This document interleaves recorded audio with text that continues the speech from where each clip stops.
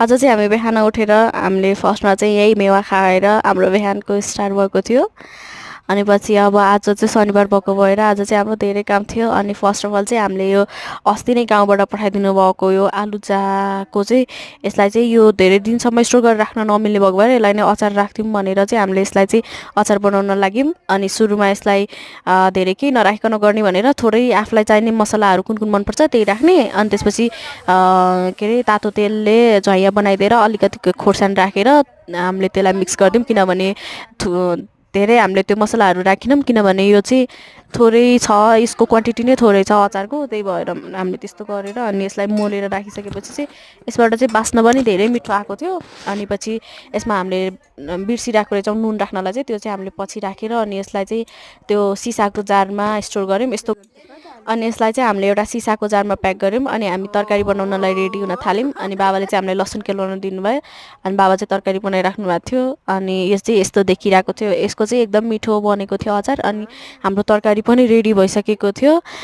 अब यसलाई सबैजनालाई हामीले सर्भ गरेर खानातिर बस्यौँ। अनि यो चाहिँ मेरो बुनु ऊ र मैले भएर सब काम गरिरहेको थियौँ आज। अनि यो चाहिँ हाम्रो सानी खाना खाइराख्नु भएको, सबैजना खाना खाइरहेको छौँ। गर्मी चाहिँ लास्ट छ अहिले है।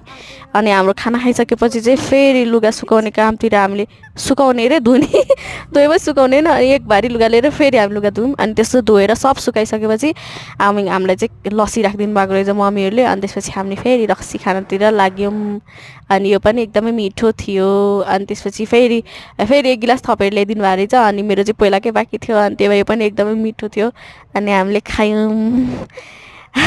अनि पछि चाहिँ हामी फेरि के बस्नु भनेर फेरि हामी लाग्यौँ घुम्नलाई मासतिर, नालाको मन्दिर हो यो चाहिँ। यो चाहिँ एकचोटि एकदम फेमस भएको थियो। अनि अहिले पछि हामी 1 वर्षपछि म चाहिँ सेकेन्ड टाइम गएको हो, एकदम रमाइलो भएको थियो। अनि पछि फेरि घर फर्क्यौँ। अनि फर्केर चाहिँ हामी चाइना टाउनमा एकछिन मुड हुन्छ अनि फ्रेस गर्नको लागि चाहिँ त्यता गयौँ। अनि यहाँ पनि बसेर हामीले चटपट खायौँ, साथीहरूसँग गफसफ गऱ्यौँ। अनि त्यसपछि हामी घर फर्क्यौँ। आजलाई यति नै, thank you, by by. Bye bye. See you tomorrow in next video. Tomorrow चाहिँ हैन, अब हामी बिस्तारै भिडियो अपलोड गर्छौँ। Bye bye. यस्तोले आहा हुन्छ यस्तो गर्दा